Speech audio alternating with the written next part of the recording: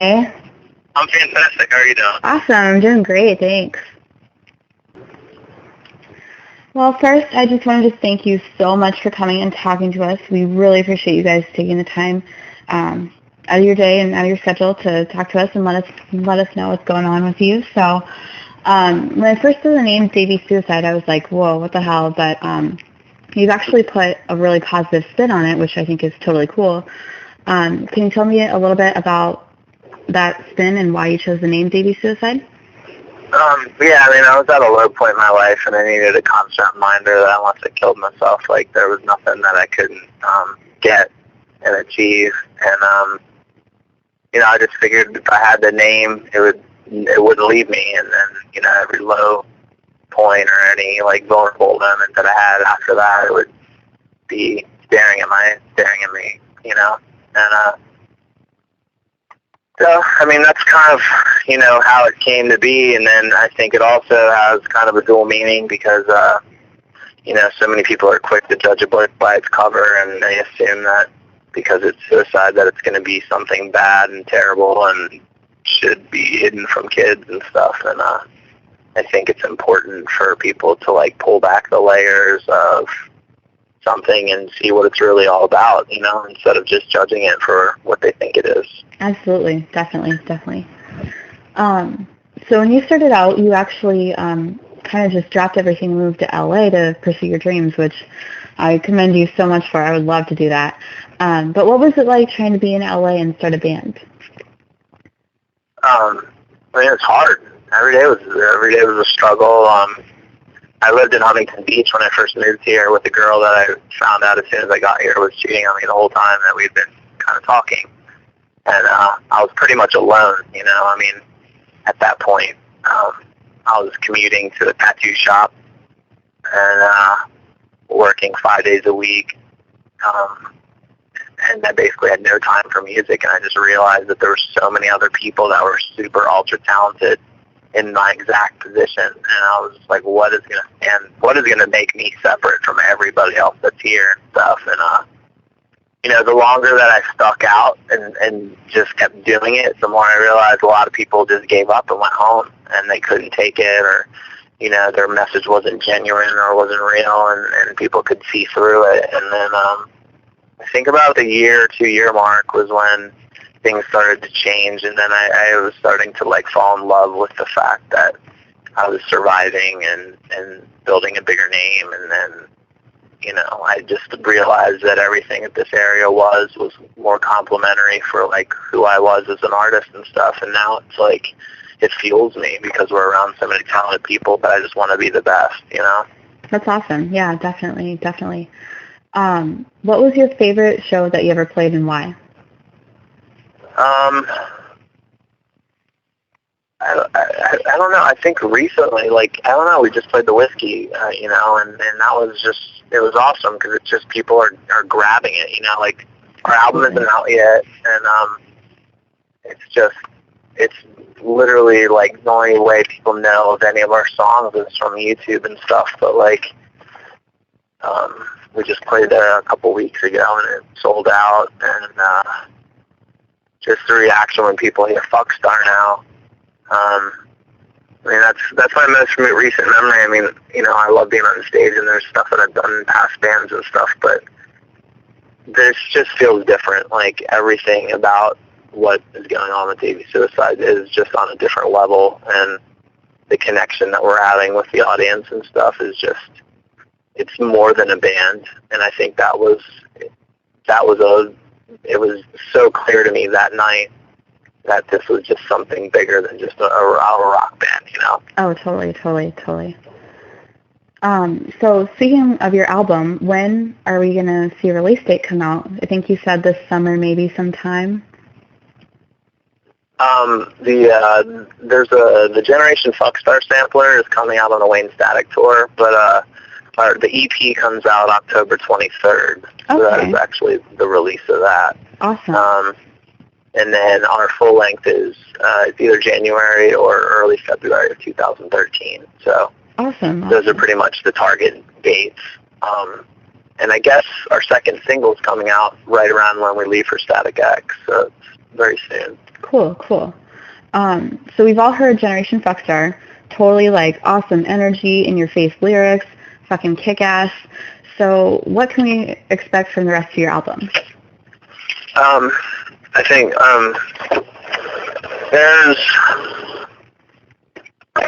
there's like an unbridled honesty and like empowerment to a lot of it. There's some propaganda on there. There's some vulnerability. There's some just tracks that you could hear in a strip club that's just they're sexy. I think there's a confidence though. There's a confidence in the overtone of it where there's no complaining in the album. It's more of like solution stuff. Like I think there's a lot of people that just complain about the problems in the world, and a lot of artists don't offer like a solution to making things better. And I think that's a twist in some of the songs that I think are going to be refreshing to people. Awesome. Yeah, that's definitely good to hear. Yeah, I mean, I don't know, bitching is cool to an extent, but if there's no point to your bitching, like, just shut up. Exactly. Like, are you going to do something about it or not? So. Yeah, I hate that. If you don't have a solution, then don't talk to me about the problem. Exactly. So the line itself, Generation Fuckstar, who or what is that? Like, what does basically, like, what does it all mean, and how did you come up with that line? I feel like we're at a time where there's a lot of people that have, they're born into rich families, like the Paris Hiltons or the Kim Kardashians of the world, and they become a brand based on the fact that they were rich, basically, and they're talentless, Mm-hmm. And I feel like the idea of what a star is has been so watered down and mangled, and I think it's time to regain what that is and, give people an experience, give people a feeling of, like, being a part of something. And that's what I feel like, all of our fans are starting to realize is, like, the empowerment of, like, having something where you feel like you fit in and you identify with something, and, where artists are doing things for the art and not because they just want to be popular and stuff.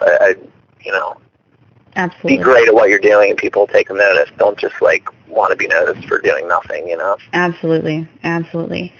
So, oh, go ahead. No, I was just going to say the actual song is more about, freeing yourself from a lot of baggage and second chances and, being comfortable in your own skin. But the idea of Generation Fuckstar was what I just said. Awesome. It's all really great stuff. Yeah. So you mentioned something about Static X. Where can we find your shows this summer? We'll put them all up on DaveySuicide.com. Cool. That's the easiest. I mean, we're on Facebook, obviously, and, I send stuff out on my Twitter, but DaveySuicide.com is, like, pretty much is going to have the embodiment of, like, what we're doing and what's going on with us. Awesome. So I have to ask, why haven't you guys released an album yet? Why did you pick this year or next year as your target date? Well, we all wanted it to come out this year, but sometimes it's about kind of the idea of timing. I think we didn't get on, we weren't out touring soon enough to make the momentum build the way we probably wanted to. Mm-hmm. So once we did get the tours lined up that we have now, it just makes more sense to just do it all at once, and I think that everyone wants it on, a big campaign for it because they feel like it deserves that. So absolutely, they'd rather take their time building it and do it right and make sure that everybody knows about it than, just putting it out there and when people aren't ready for it yet, Yeah, definitely. I think that's a great way. If I had my way, it would be out last year. Oh, well, shit happens, right? Yeah. So where do you see yourself and the band headed in the next few years? Like, where would you like to be? Well, I mean, we're going to be playing arenas. Awesome. I think we're going to quickly become one of the elite bands, I think, if all goes as planned. And I don't see any reason why we won't be, a big dominant band and, up there with bands like, Manson, Zombie, Nine Inch Nails, and looked at as one of those bands. I think that's where we're headed, whether it takes a couple years, 1 year, 5 years, whatever it takes, But I think, that'll end up where the staple of us will be up with them. Awesome. So you just mentioned like Manson and Zombie and those guys. Have they been an inspiration to you? What's that? What artists have been your top inspirations? Top, Guns N' Roses is my favorite band. Hands down. I love Marilyn Manson. I love Eminem. I think Eminem is, even though it's not even close to my genre, it's like he brings lyrically just a way of saying things that he just paints the picture. I mean, you can just watch the movie go along with his lyrics, and I love that about him. And it's just, I think all of them, what I do like about every single one of those artists is that they've made the industry conform to what they are. And I love that. Awesome. I think there's so many bands that just feel like they have to like fit this mold just to sell. And it's like, dude, just be who you are. And if people like it, then that's great. But don't try to be something that, just because you think it'll sell more. I think that's the most important thing. Is like people can see through the bullshit, and fans aren't stupid. And the bands that stick around, that make a name, and that live and they're timeless are the bands that did things their way, and they have a defining sound, a defining message, and a defining look. Awesome. Yeah, definitely. So one thing I've noticed from watching the Generation Rockstar video and just watching the presence that you guys bring, you bring such a different entertainment and presence that's just so awesome. So what are your shows like? Like, what do you love to bring to the stage? I remember when I was a little kid and just how my favorite bands made me feel when I watched them, and just the experience of it.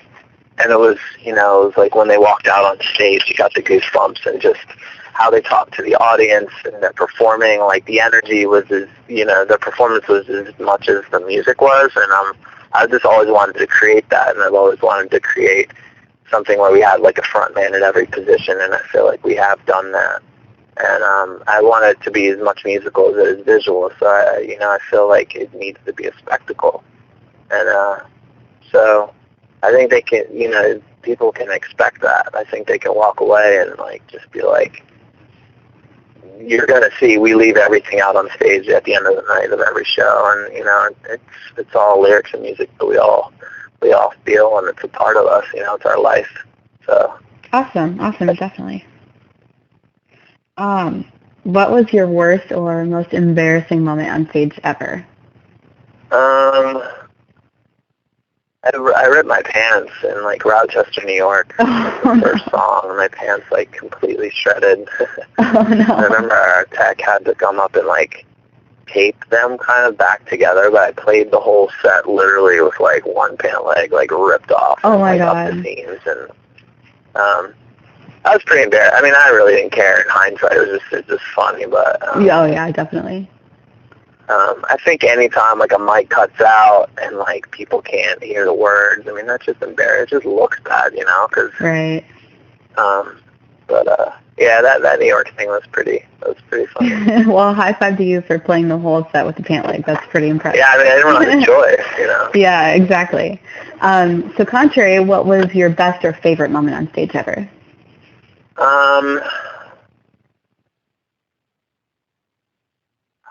I think anytime being up there, just seeing people sing the words. I mean, every night there's like that magic, and I think it's those seconds that you're connecting with the audience, and you can just tell like there's so much passion when they're singing the words back to you.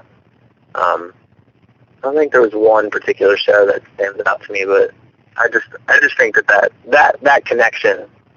It doesn't matter what city it is or whatever, and I always love going back and playing my hometown in Maryland, because there's people that stuck with me since I was a little kid and stuff, and I think that's, to me, super important to see people like that devoted to like what I've done with my life and stuff.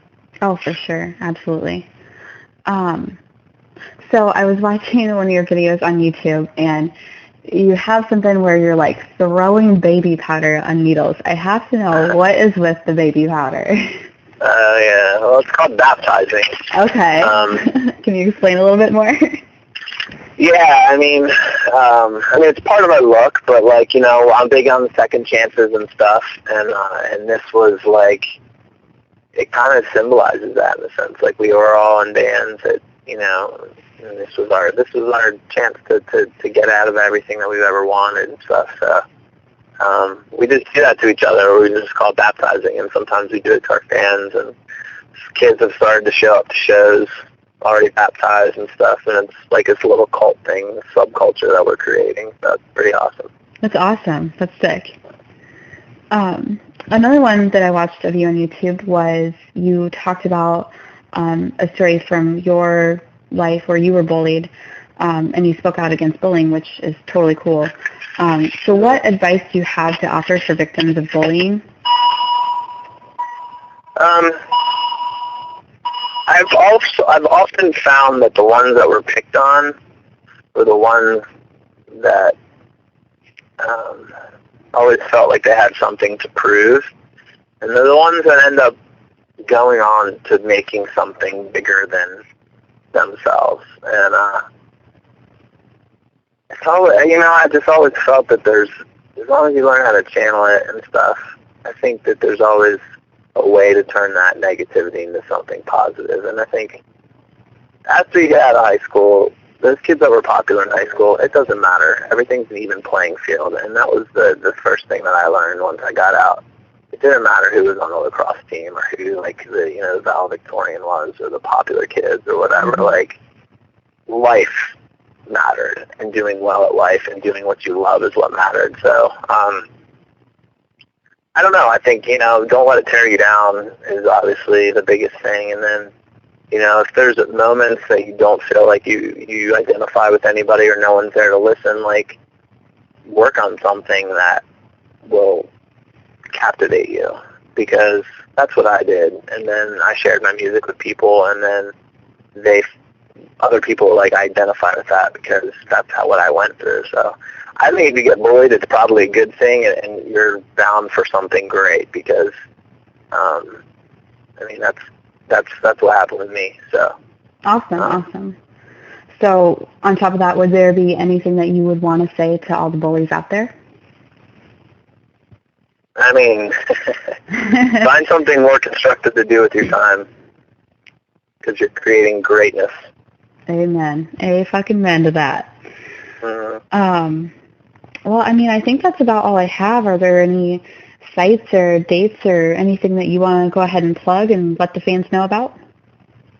Everything's on our, the Static X tour is obviously huge for us. So we leave next week, and we'll be out on that until the end of August. And,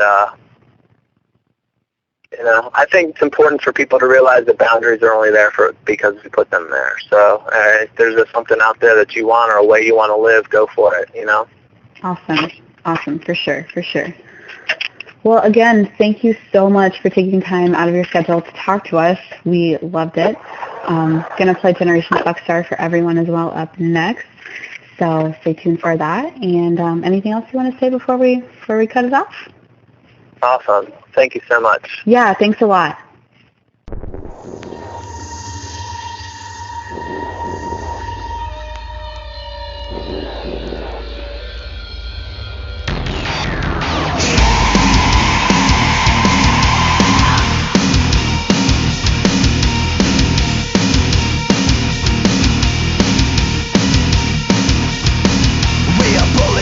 Grave like worms by a father's name. Raise the finger like a pistol to get out of our way. We are the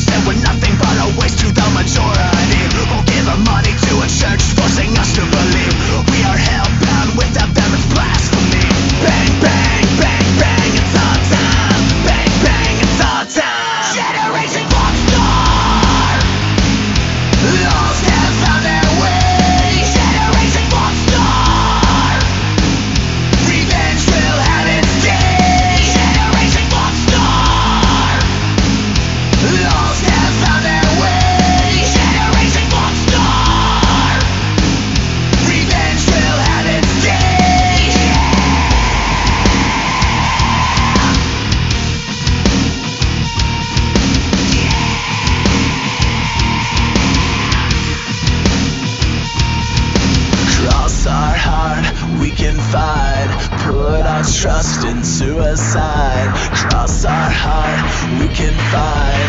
Put our trust in suicide. Cross our heart, we can find.